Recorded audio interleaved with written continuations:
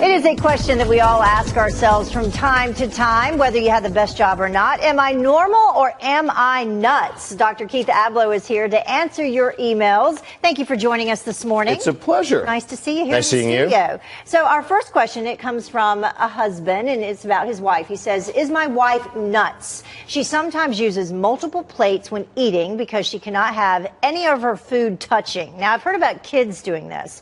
You know, your little kid, don't want my green beans to touch my mashed potatoes. But when it's your wife and when she's grabbing separate plates to prevent this from happening, it's a little crazy, a little nuts, and a little bit on the spectrum of OCD, obsessive compulsive disorder. So you wonder, what else does she fear is contaminated if she gets too close to it? Okay. Right? In terms of like her own boundaries, can she let them go a little bit?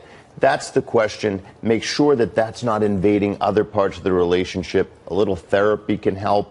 A little melting ice cream, touching a cookie can help. Right? Or just eat a sandwich, but I don't know. Then that's all touching. She may not like that. Now okay. you could have marital problems over something like that. All right, coming up next, I am a hand-washing fanatic. It began 28 years ago when my daughter was born, and now I'm 58, and my hands are a nightmare with dryness, cracking, especially in the winter. But is it a problem to wash your hands too much?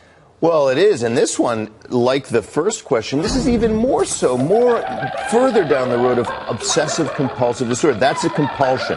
It's a behavior you don't want to do, but you're doing it again and again. In 28 years, it's as if people haven't heard how good psychiatry is at helping folks. Medicine, counseling. This guy may be able to just rid himself of that compulsion. So 2 people so far that need to come see you. Yes, so, both together. Finally, my friend, an attorney, was laid off 4 years ago. Lately, he just stays home in his sweats and he lets the day float by. He has stopped looking for work, and I'm worried about him. Yeah, and I wish this weren't the norm, but sadly, when you can't find a job and a lot of your self-esteem is wrapped up in that career, as it should be, then people can become very despondent. Here's the thing. Maybe a few friends rally to his side, give him a few consultation cases to do. Maybe you even look inside yourself and you say, you know what, if I can't find a job, and I've helped a few people do this, I'm starting a firm.